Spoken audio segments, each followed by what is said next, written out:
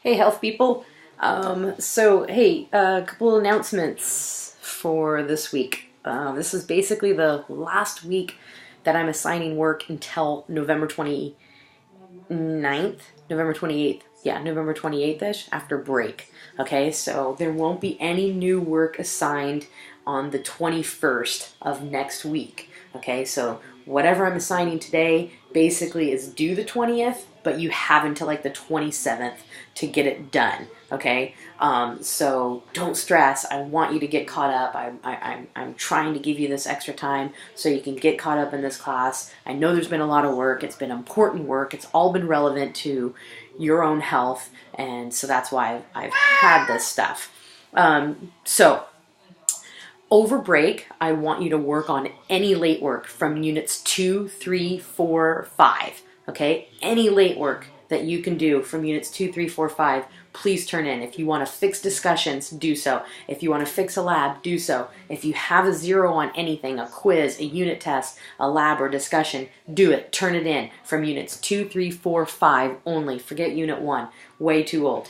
Okay? But any of that other stuff, please over break, get that work in. We're continuing with monthly progress, so please, if your teachers are trying to get a hold of you, contact them back, email them back. However you need to get back in contact with them, do so.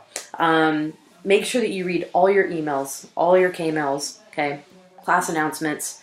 It's so important to read those class announcements, know what's coming up for the week, okay, and what's due that day. Keep working hard in this class. And if you have PE, I don't know, some of you do or some of you don't. If you have a 93% or higher in this class, when we're done with the work, everything's turned in, you're excused from the final. So that should be a cool long-term goal for you, so you don't have to take the final. Okay? Today's objectives. Since we're moving into Unit 6, we're going to be talking about risky behaviors and injury. Okay, so you're going to be able to explain to me what an injury is and how to avoid them in your life. Now, injuries and accidents are always going to happen. They're not 100% completely unavoidable, but we can learn to prevent them. Okay, you're going to be able to explain the difference between an intentional and unintentional injury. Be able to explain and understand what a risky behavior is, so that you don't put yourself in those situations. Okay, you can list the different types of natural disasters and how to keep myself and family safe if one were to occur, and then list what you should have at home in a safe place. That can be good to have in case of emergencies. Okay, so like a family emergency kit. Okay, so an injury. An injury is an act or event that causes someone or something to no longer be fully healthy or in good condition. Okay, an accident is defined as an unforeseen and unplanned event or circumstance, an unfortunate event resulting from carelessness or ignorance. Remember, lots of times accidents can be prevented. Okay. But sometimes unintentional accidents, they just happen, okay? So injuries from accidents are not usually random. Most are predictable and can be prevented. And every day about 1,000 child deaths could be prevented by proven injury prevention measures. For every child who dies from an injury, many more are left with lifelong disabilities, okay? Just a few facts on injuries. Motor vehicle related injuries are the leading cause of death for children, U.S. children aged 5 through 19. So that's your age range. Okay, so motor vehicle injuries. Falls are the leading cause of non-fatal injuries. Okay, so just your typical being clumsy and falling. Road traffic crashes, drowning, burns, falls, and poisonings are the leading cause of child death from injuries. Nearly 90% of all injuries to children are the result of unintentional or accidental death incidents which could have been prevented. Okay, so 90% of these injuries could be prevented. That's huge. Okay, that's helping cut down on healthcare costs too. Okay, about 830,000 kids die annually each year due to injuries, and that's global, worldwide. Falls account for up to half of all hospital visits for kids, about 150 deaths a year. Okay, approximately 157,000 youth ages 10 to 24, again your age, are treated for self-inflicted injuries in emergency rooms every year. Self-inflicted means that's intentional harm to yourself. Okay? Your first discussion question is going to be basically what's the difference between an intentional and unintentional injury. Pretty easy. Unintentional means that they didn't. You're not going out looking for it to happen. Okay, so it wasn't meant to happen. It's a harmful outcome that was not sought out. These are your typical accidents. So it could be like a car crash or a bike crash, fires and burns, falling, drowning, poisonings. So sports injuries. Those are they're just things that happen and sometimes unavoidable, even though we can learn to prevent them by taking safety measures. Intentional now is on the exact opposite. So these include self-inflicted and interpersonal acts of violence with the intent of hurting somebody. Okay, so like your suicides, your domestic violence, your gun abuse, your abuse, physical abuse, and sexual assault or rape. Those are all intentional type acts, okay? And most unintentional injuries can be prevented by using common sense and good judgment. Intentional behaviors most result in violence. Violence can be directed towards others or oneself, self-inflicted like suicide, cutting. Okay, intentional injuries that result in death are from violent assault, most often with a gun. Okay, homicide is the second leading cause of death for teens. Okay, other types of intentional harm are bullying, fighting, sexual assault, and domestic abuse. And these days, fights can be fatal because a lot of times people are bringing weapons to fight and not just using their hands, okay, but they're actually bringing knives and guns and maybe bats, okay, to hurt people. Teens and risky behaviors, when we're talking about driving mostly. Okay, teens are 4 times more likely to have car crashes than older drivers. That's why your insurance is so high. Okay, one thing that I've noticed is the CrossFit gym that I work out at, two buildings down, there is a driving school. And I see nervous kids getting in cars because they just want to pass that test. And then once they pass that test, then they break every single law by texting and driving, talking to their friends and looking at them instead of looking at the road. Okay, not both hands on the wheels or going down to grab their phone or their iPod or whatever. There's a lot of distractions that teens have. But it's always funny to me to watch how nervous you guys are getting into the car during driver training school, and you've got 10 and 2, your hands here, your eyes are focused, you're driving really slow, and then boom, that driver's license is in your hand, and now you're responsible for not just you, but a lot of other people. So drive safe out there. Teens are less experienced, obviously, okay, behind the wheel. Many teens don't use their seatbelts. I don't know why. Many teens talk, text, and drive at the same time. You can talk, you can listen to music and stuff, but no texting. I saw the other night, some guy was watching Monday Night Football in his car. He had his phone set right there, and he's driving. It was just him. I was looking to see if there was a passenger maybe watching it. Nope, it was him. I don't know. Teens are more likely to drive while intoxicated. A total of 2,500 teenagers ages 13 to 19 died in motor vehicles in 2013, and I'm sure that's a different number today, but that's the newest statistic I'd found. Okay, so teens and driving is a little scary. So remember that when you get into that car, buckle up, drive safe, keep your eyes focused on the road. If your friends are talking to you and it's just a normal conversation, good, have it. If it turns into an argument, pull over. If you need to take a phone call, use your Bluetooth on your car if you have it. If you don't, stop. Okay? Just simple basic rules. Common sense, people. Remember, you can prevent those accidents by using common sense. So what makes these unintentional behaviors risky? So on slide number 10, there's another discussion question. It kind of doesn't look like one, but I have a bunch of behaviors listed, such as swimming, riding a bike, working on a construction site, driving, having a firearm, and cooking. You are to take each one of those, copy and paste each one of those, put it in your discussion, and you're going to tell me 2 risks for each how to prevent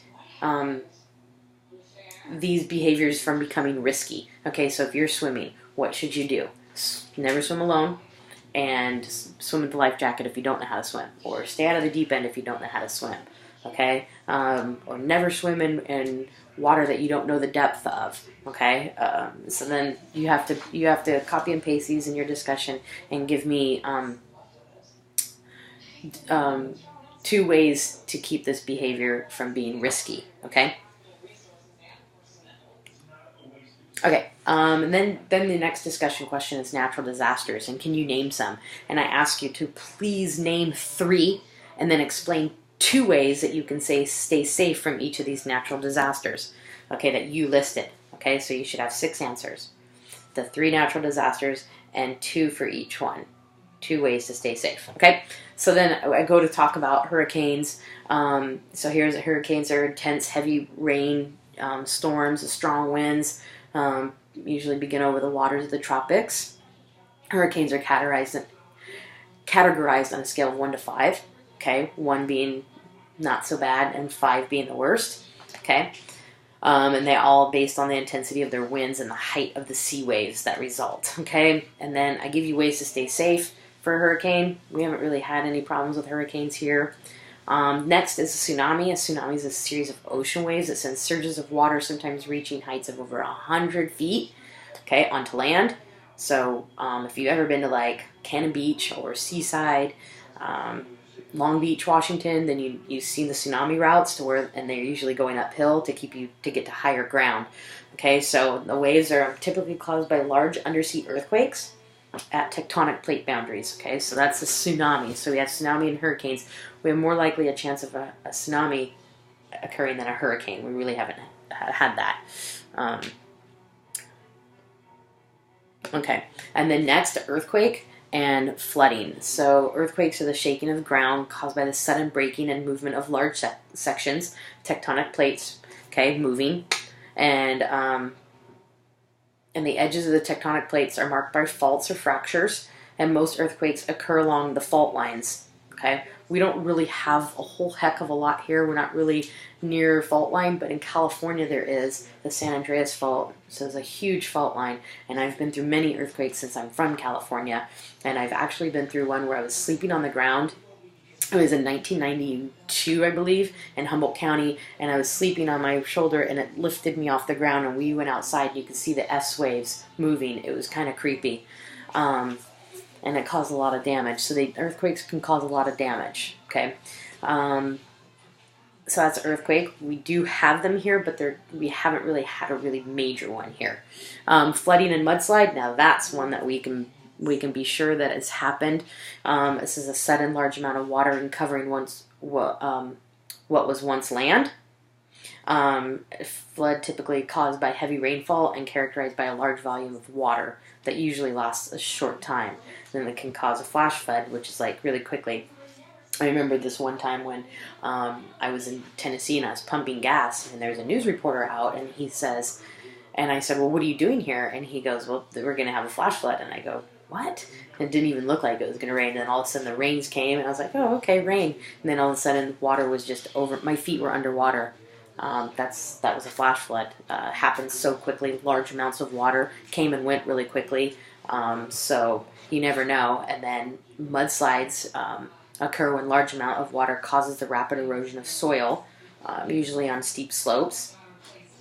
And mudslides contain a lot of water and act more like a flood than a landslide. And if you have family that lived up in the Kelso Longview area about, 15 years ago, there was a huge landslide out there. And we drove around because we have friends that live up there, and houses were on the hill. They had slid down they were just sliding down, and they had to evacuate people and everything. So we do have to be careful with mudslides and flooding. Fire. Anybody can have a fire anywhere at any time. Okay, so fire is a visible effect of combustion. It occurs when oxygen in the air meets some sort of fuel. The fuel must be heated to its ignition temp for combustion to occur. Okay, so striking a match and throwing it somewhere could start a fire. All right, so you just have to be careful with those types of things. And then severe thunderstorms. We haven't really had any severe thunderstorms, but in the Midwest they have them a lot all the time. I've been caught in them, and I think they're fun. But some people are scared by them. The loud thunder, and then the lightning hitting. Okay, so a severe thunderstorm is characterized by hail that's equal to or greater than 3/4 of an inch, diameter of, or winds of at least 58 miles per hour. So we were supposed to be having like a big storm, a couple weeks back, and we were supposed to be having like 60-mile-per-hour winds and never reached that high. We had some winds, but it was only for like a couple minutes. That wouldn't really classify as a severe thunderstorm or storm because it came and went like almost as quick as it came. Severe thunderstorms also have the potential of producing a tornado with little or no advanced tornado warning, which we did. We've had a couple tornadoes here, but they've been very small. I think the biggest one that they had in a long time was like over in Manzanita, and I think that's where it was when we had it just a couple weeks back, and that kind of ripped through that little town pretty good.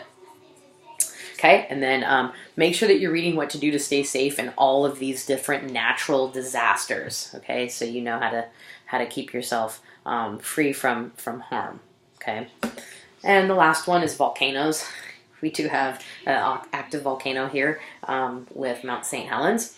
Okay, so you all know what that is. You know, if it were to explode again, the lava could come down and it creates a lot of ash and could cause fires and could ruin towns like it affected when Mount St. Helens blew in 1980, and then it blew again, and I think it was 2005. Okay, blew the top off of it. So we all know what a volcano is. Most of you have been through them, or actually all of you have been through the idea of it. Luckily, it never really affected us, that second one that they blew. But St. Helens is an active volcano. And if you've ever climbed it, like me, it's kind of creepy because you're up there and you're looking down and you just see smoke rising everywhere. So it is kind of creepy, but it's beautiful up there. So if you ever get a chance to climb Mount St. Helens, it's one of the most difficult things I've ever done, but I suggest it. Intentional injuries are, terrorism. Intentional injuries that are planned and carried out for political or social reasons. So we've all experienced terrorism with 9/11. There's biological terrorism, chemical, nuclear, and radiation heat. So then I tell you how you can stay safe from terrorism, okay? And then your last discussion question is going to be about your emergency kit at home, okay? What do you think you should have in an emergency kit at home? I want to see 7 to 10 items. And then I have a list of some things that you should have in your emergency kit, but I'm sure you guys can think of one, but I want you to put one together, okay, in this discussion. And then your wrap up here is don't forget to turn in any late work from units 2 through 5. Okay, we're started on unit 6, but this week you have the unit 5 test. Okay, so remember that that unit 5 test wasn't due until this coming week, so it wasn't due today. It's due next Sunday.